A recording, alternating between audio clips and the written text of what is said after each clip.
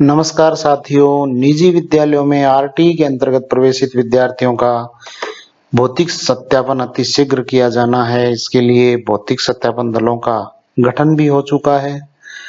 तो इन भौतिक सत्यापन दलों का क्या दायित्व रहेगा, आज हम इस वीडियो में जानेंगे। सबसे पहले हम टाइम शेड्यूल के बारे में जान लेते हैं कि किस प्रकार का टाइम शेड्यूल रहेगा। तो भौतिक सत्यापन दलों का जो प्रशिक्षण है वो 5/11/2022 से पहले आयोजित हो जाएगा। गठन हो चुका है।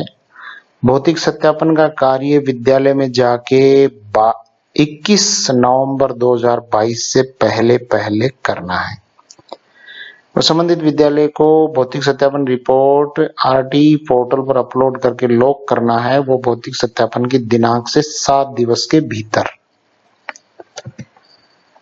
विद्यालय के लिए जो महत्वपूर्ण करणीय कार्य हैं, पहला काम तो ये है कि पीएसपी पोर्टल से भौतिक सत्यापन प्रतिवेदन की 2 प्रतियों का प्रिंट आउट लेके तैयार रखें, ताकि जैसे ही भौतिक सत्यापन दल पहुंचे उनको ये सुपुर्द कर दें। लेकिन प्रिंट आउट लेने से पहले ये सुनिश्चित कर लें कि विद्यालय में जो सशुल्क बालक बालिकाएं हैं उनका भी ऑनलाइन अंकन किया जा चुका है और ये निःशुल्क छात्र और सशुल्क छात्र सभी उस भौतिक सत्यापन प्रतिवेदन में प्रदर्शित हो रहे हैं।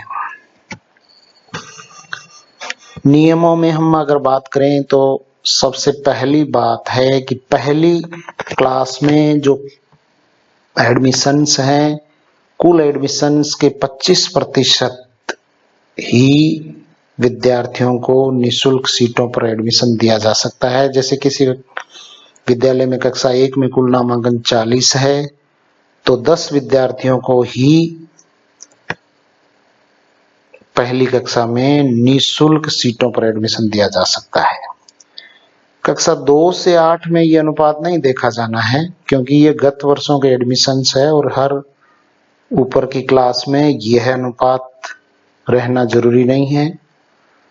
पहली क्लास में ही ये अनुपात देखा जाना है। आयु के लिए निश्चित नियम है। 31 मार्च 2022 को 5 वर्ष से कम नहीं होनी चाहिए और 7 वर्ष से अधिक नहीं होनी चाहिए। आयु के लिए जो दस्तावेज है, अस्पताल का सर्टिफिकेट हो सकता है, आंगनबाड़ी अभिलेख हो सकता है और आधार कार्ड हो सकता है। इसके अलावा भौतिक सत्यापन से पूर्व बालक का जन्म प्रमाण पत्र विद्यालय में जमा करवाना आवश्यक होगा। अगली जो शर्त है वो है कैचमेंट एरिया का निवासी होना चाहिए। जो बालक बालिका निःशुल्क सीट पर एडमिशन ले रहा है उसी कैचमेंट एरिया का निवासी होना चाहिए। कैचमेंट एरिया से तात्पर्य यहाँ ये है कि अगर ग्रामीण क्षेत्र से है तो उसी ग्राम पंचायत का होना चाहिए। उसी ग्राम पंचायत के किसी भी गांव या किसी भी वार्ड से वो हो सकता है। शहरी निकाय से है तो भी वो किसी भी वार्ड का बासिंदा हो सकता है। पते का प्रमाण आपको अवश्य रूप से देखना है कि वो कहाँ का निवासी है। इसके लिए मूल निवास प्रमाण पत्र या अभिभावक के नाम से कोई राशन कार्ड, आधार कार्ड, मतदाता पहचान पत्र, ड्राइविंग लाइसेंस, बिजली का बिल, पानी का बिल, इनसे पुष्टि की जा सकती है। इसके अलावा जो महत्वपूर्ण शर्त है वो ये है कि या तो वो विद्यार्थी दुर्बल वर्ग से होना चाहिए या वो विद्यार्थी असुविधाग्रस्त समूह से होना चाहिए। अगर इन दोनों ही कैटेगरी से नहीं है तो वो विद्यार्थी निःशुल्क सीट पर एडमिशन नहीं ले सकता। दुर्बल वर्ग से यहाँ तात्पर्य ये है कि उसके परिवार की जो वार्षिक आय है वो 2.5 लाख से कम हो।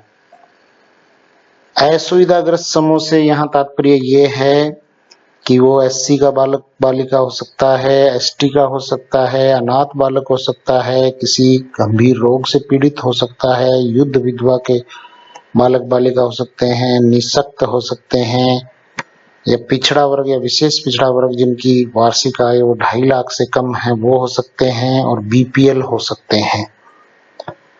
तो ये दोनों जरूरी है। इन दोनों में से एक या तो दुर्बल वर्ग का हो या असुविधाग्रस्त समूह का हो। दुर्बल वर्ग के लिए 2.5 लाख की सीमा और असुविधाग्रस्त में ये कैटेगरीज। आधार कार्ड के संबंध में निर्देश स्पष्ट है कि जो विद्यार्थी निःशुल्क सीटों पर प्रवेश पा रहे हैं उनके आधार कार्ड होने चाहिए।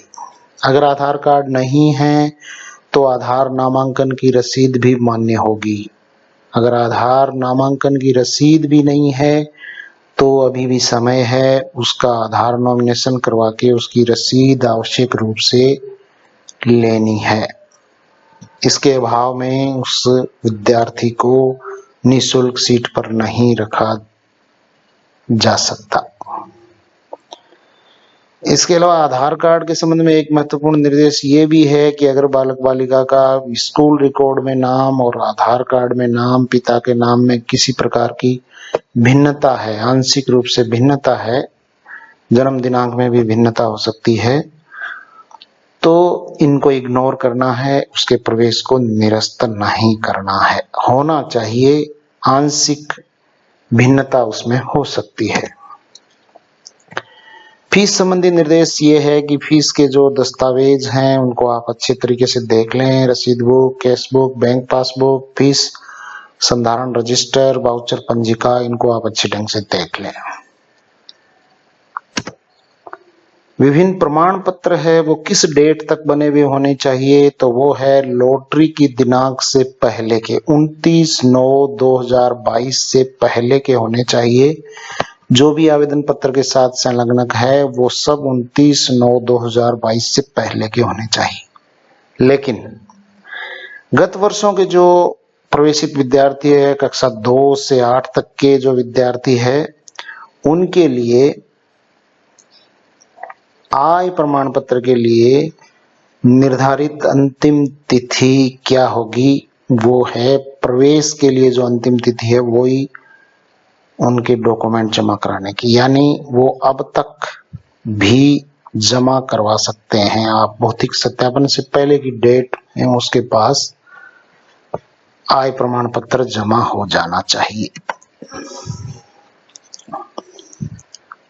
सत्यापन दल 25% निःशुल्क और 75% सशुल्क सभी सीटों पर अध्ययनरत बालकों की नियमित उपस्थिति की जांच करेंगे। ये भी सुनिश्चित कर लें कि बालक बालिका प्रवेश के बाद लगातार विद्यालय में आ रहे हैं और किसी अन्य विद्यालय में प्रवेश नहीं लिया है। भौतिक सत्यापन प्रतिवेदन में विद्यालय की स्थिति, कक्षा स्तर, मान्यता, एंट्री कक्षा, आयु पॉलिसी, इनका ध्यानपूर्वक जांच करने के बाद ही सत्यापन करना है। जांच किए जाने वाला विद्यालय रिकॉर्ड क्या क्या है, बालकों के आवेदन पत्र में संलग्न रिपोर्टिंग प्रपत्र, केस बुक, रसीद book, bank passbook, SR register, कक्षा उपस्थिति रजिस्टर, पूर्व के सत्रों के आय के आधार पर जो आय प्रमाण पत्र है, ये सारे डॉक्यूमेंट्स विद्यालय उपलब्ध करवाएगा। भौतिक सत्यापन दलों का कार्य सबसे पहले दोनों जो प्रतियां हैं वो प्राप्त करके उनमें अंकन करेंगे, रिकॉर्ड से मिलान करके, और जो प्रवेशित बालक बालिका है उनकी पात्रता की जांच नियमानुसार करते हुए पात्रता के आधार पर पुनर्भरण योग्य अगर पाया जाता है तो उसको सत्यापित करना है और उसके नाम के आगे पात्र लिखना है।